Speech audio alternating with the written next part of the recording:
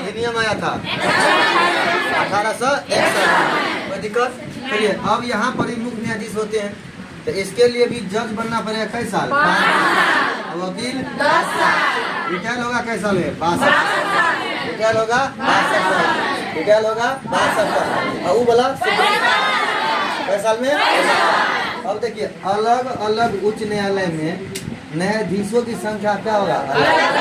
तो भारत में एगो नहीं है, क्या है? 25। कते है? 25। भारत में कते है? 25। भारत में 25। भारत में कते हाई कोर्ट है?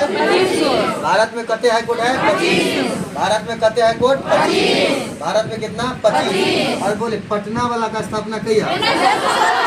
पटना वाला का? पटना वाला का? अब चलिए यार अनुच्छेद कहते, अनुच्छेद कहते, अधिनियम कहिया था? बोलो 1861 में अधिनियम का स्थापना किया हुआ क्या जगह पे?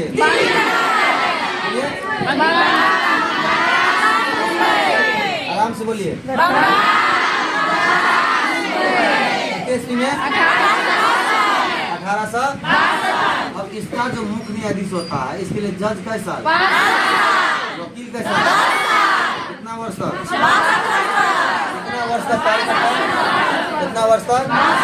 और अलग अलग उच्च न्यायालय में न्यायाधीश की संख्या क्या है?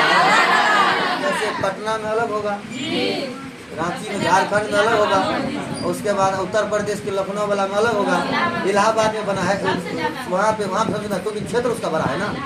सबसे ज्यादा जनसंख्या कहाँ का है? उत्तर प्रदेश का। सबसे ज्यादा कौन राज्य की जनसंख्या?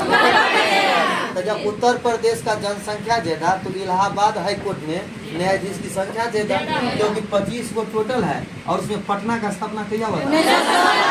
बीपीएससी पूछ सकता है पटना लेकर कि पटना उच्च न्यायालय का स्थापना किया है?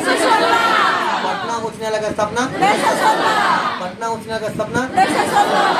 सारी बात क्लियर है।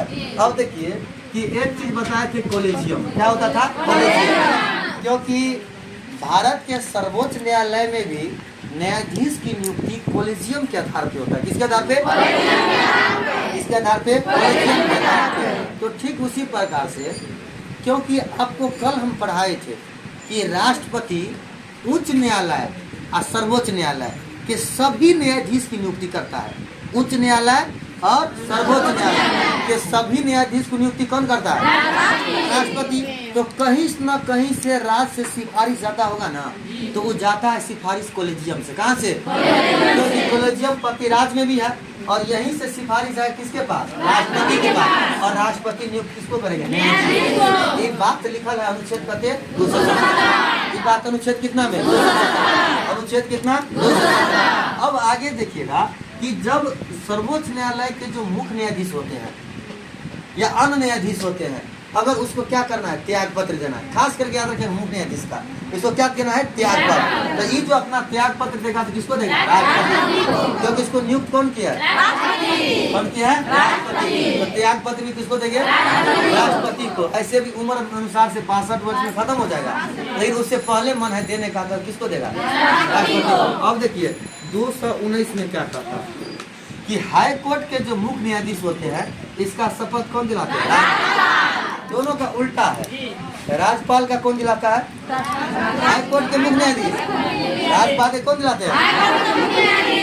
मुख्य न्यायाधीश कौन दिलाता है? मुख्य न्यायाधीश को। जैसे होता है ना कि वहाँ पे देश में दूसरा मैटर है त्याग पत्र वाला, कि राज्यपाल, राष्ट्रपति त्याग पत्र देता है उपराष्ट्रपति को, उपराष्ट्रपति त्याग पत्र देता है राष्ट्रपति को। ये देश लेवल पर चलता है। आगे चलिए यहाँ पर कि 222 क्या कहता है? बदली। बदली में क्या लिखा है उसको थोड़ा समझाते हैं। 25 गो उच्च न्यायालय है पूरा भारत में। क्या उच्च न्यायालय? जब 25 गो जो उच्च न्यायालय है तो पटना वाला का मन होगा ना कि राष्ट्रपति को कि हम पटना वाला को भेज देते हैं इलाहाबाद, इलाहाबाद वाला को पटना, तो वो बदली कर सकता है। तो बोलो बदली करने का अधिकार किसके पास है? राष्ट्रपति के पास। अगर मन होगा पटना वाला मुख्य न्यायाधीश को कि भेज दे कहाँ? केरल, तो कहाँ भेजेगा? केरल। तमिलनाडु भेज देगा, अपन वहाँ पे वहाँ वाला कहाँ ले लेगा? पटना। तो अदला बदली लोग कर सकता है। ये अनुच्छेद कहते हैं 222। अनुच्छेद कहते हैं। ऐसे याद रखिएगा कि दो को अदला बदली कतनों करेंगे फर्क नहीं पड़ेगा, इसलिए अदला बदली वाला बात कहते हैं 222। कितना में है 222। आगे कौन है 226। आपको मालूम होगा कि रीट तो ऐसे बोलिए, मूल अधिकार के रक्षा करने वाला कई गो आदमी है? दो संस्था है, हम इसको दो बापूत कहते हैं। ठीक है, दो संस्था है, एगो हाई कोर्ट है, एगो सुप्रीम कोर्ट। तो जब मूल अधिकार का हनन होगा तो सुप्रीम कोर्ट जो रीट जारी करता है अनुच्छेद 32 का प्रयोग करके, कितना प्रयोग करके, यही रीट जब मूल अधिकार के लिए हाई कोर्ट जारी करेगा, कौन करेगा? High court. तो अनुच्छेद 226 कितना प्रयोग करेगा? कितना प्रयोग करेगा?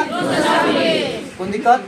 तो बोलिए सुप्रीम कोर्ट रीट जारी करेगा तो अनुच्छेद कितना प्रयोग करेगा? 32 का। लेकिन हाई कोर्ट जो रीट जारी करेगा, हाई कोर्ट रीट जारी करेगा 233। और ये 233 कहता है कि जिला न्यायाधीश का स्थापना, इसका स्थापना, जिला न्यायालय का स्थापना हो जाएगा।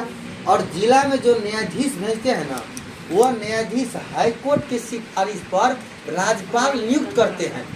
हाईकोर्ट जो होता है, हाईकोर्ट न्यायाधीश, वो सिफारिश करते हैं किससे? राज्यपाल से।